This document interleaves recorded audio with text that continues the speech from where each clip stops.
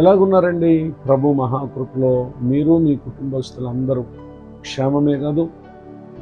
మన ప్రభుని యేసు క్రీస్తు నామమున మీకు నా హృదయపూర్వక శుభాలు వందనాలు తెలియజేస్తున్నాను. నేటి దిన వాక్య ధ్యానం కొరకు రోమన్స్ చాప్టర్ 8 వర్డ్స్ 28, రోమీలకు రాసినటువంటి పత్రిక 8వ అధ్యాయము 28వ వచనం. దేవుని ప్రేమించు వారికి అనగా ఆయన సంకల్పం చొప్పున పిలువబడిన వారికి మేలు కలుగుటకై సమస్తమును సమకూడి జరుగుచున్నవని ఎరుగుదుము. వాక్య ధ్యానం కొరకై ప్రార్థన. ప్రేమ కలిగిన మా తండ్రి, మీ వందనాలు. నేడు చదవబడిన ఈ వాక్య భాగం ద్వారా మీరు మాతో మాట్లాడి మమ్మల్ని బలపరచండి. యేసుక్రీస్తు నామములో ప్రార్థిస్తున్నాను తండ్రి, ఆమేన్. చదవబడిన ఈ వాక్య భాగంలో ఎవరైతే ప్రభువును ప్రేమించేవారుగా ఉంటారో తమ జీవితంలో తమకు ఎదురయ్యేటటువంటి పరిస్థితులు, అవి మంచివైనా సరే, ఇబ్బందికరమైన పరిస్థితులైనా సరే, కష్టాలైనా నష్టాలైనా, నిశ్చయంగా దేవుడు వారికి మేలు కలుగుటకై సమస్తమును సమకూడి జరిగించేటటువంటి దేవుడిగా ఉన్నారు అనే విషయాన్ని తెలియచేయడానికి సంతోషిస్తున్నాను. పరిశుద్ధ గ్రంథంలో రాయబడినటువంటి ఒక మాటను మనం పరిశీలన చేసినట్లయితే జెనసిస్ చాప్టర్ 50 వర్డ్స్ 20, ఆదికాండం 50వ అధ్యాయము 20వ వచనం. మీరు నాకు కీడు చేయను ఉద్దేశించితరు గాని నేటి దినమున జరుగుచున్నట్లు అనగా బహు ప్రజలను బ్రతికించున్నట్లుగా అది మేలుకే దేవుడు ఉద్దేశించను. చదవబడినటువంటి ఈ వాక్య భాగంలో యోసేపు తన చిన్న వయసు నుండి అన్నల చేత కీడును అనుభవించాడు, అమ్మబడ్డాడు. అంత మాత్రమే కాక పొతిఫర్ ఇంట బానిసగా ఉన్నాడు. పొతిఫర్ భార్య వేసినటువంటి నిందను బట్టి చెరసాలలో వేయబడ్డాడు.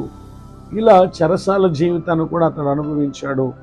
అయితే ఒక దినాన తనకు ప్రభువు ఇచ్చినటువంటి జ్ఞానాన్ని బట్టి తమ రాజు యొక్క కలభావాన్ని అతడు చెప్పిన కారణము, రాజుకు 2వ రథం మీద అతడు ఆసీనుడై ఐగుప్తు దేశం మీద ఉన్నతమైనటువంటి ఆధిపత్యాన్ని యోసేపు పొందుకున్నాడు.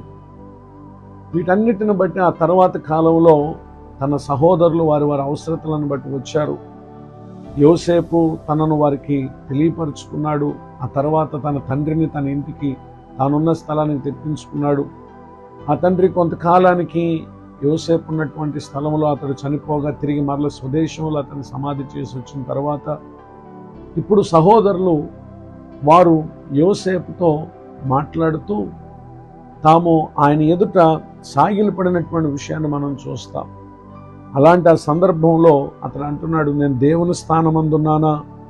మీరు నాకు కీడు చేయ ఉద్దేశించారు, కానీ నేటి దినమున జరుగుతున్నట్లు అనగా బహు ప్రజలను బ్రతికించినట్లుగా అది మేలుకే దేవుడు ఉద్దేశించను. ఈ మాటలు వింటున్నటువంటి నా ప్రియ సహోదరి సహోదరులు, మీరు ప్రభువును ప్రేమించేవారుగా ఉన్నారా? అయితే మీ జీవితంలో ఎదుర్కొనేటటువంటి పలు విధములైన కఠిన పరిస్థితులు అవి మీకు కీడు కలుగుట కారణం కాదు, కానీ మీ ద్వారా అనేకులకు మేలు కలుగుటకే దేవుడు ఏర్పాటు చేశాడనేటటువంటి విషయాన్ని నేడు వింటున్న ఈ మాట ద్వారా మరొకసారి ప్రభువారు మనకు జ్ఞాపకం చేస్తూ ఉన్నారు. కనుక నేడు అనుభవించుచున్నటువంటి బాధను బట్టి, కష్టాన్ని బట్టి దిగులు పడకండి, అధైర్యపడకండి. మరెక్కువగా ప్రభువుపై ఆధారపడండి. ఆయన మేలు కలుగుటకై సమస్తమును సమకూర్చి జరిగించబోతున్నారు. నిశ్చయముగా మీకును మీ ద్వారా అనేకులకును మేలు కలుగుటకు పరిశుద్ధాత్మ దేవుడు ఈ కష్ట స్థితిలో, ఈ ఇబ్బందికర పరిస్థితిలో ఓర్పుతో, ఓపికతో ప్రభు ఇచ్చు రక్షణ కొరకు ఓపికతో కనిపెట్టగలరని ప్రేమతో కోరుతూ ఈ మాటలు ముగిస్తున్నాను. ప్రార్థన. ప్రేమ కలిగిన మా తండ్రి, మీ వందనాలు. నేడు విన్న ఈ మాటల ద్వారా మీరు మాతో మాట్లాడి మమ్మల్ని బలపరిచినందుకు స్తోత్రం. దైవజనులను, వారి కుటుంబాన్ని, సేవా పరిచయను దీవించండి. నూతన సంవత్సర దయాకిరీటాన్ని దినం పొందిన మా ప్రియులను ఆశీర్వదించండి. ఎందరైతే నేడు కీడును, బాధను, కష్టం అనుభవించచ్చు వేదనలో ఉన్నారో నేడు విన్న ఈ మాటల ద్వారా వారి హృదయానికి గొప్ప సమాధానం, సంతోషం కలుగునుగాక. యేసుక్రీస్తు నామములో ప్రార్థిస్తున్నాను తండ్రి, ఆమేన్. తండ్రి, కుమార, పరిశుద్ధాత్మ దేవుడితో నడిపించునుగాక, ఆమేన్. నేడు విన్న ఈ మాటలు మీకు ఆశీర్వాదకరంగా ఉన్నాయా? నిశ్చయముగా మీరు పొంది మేలులను మాతో పంచుకున్నట్టు మర్చిపోవద్దు. మీ ప్రార్థన అవసరతను తెలియపరచటకు నా cell number 9959 141897. God bless you. Have a blessed day. ఇట్లు మీ సహోదరుడు పాస్టర్ విలియం బూత్.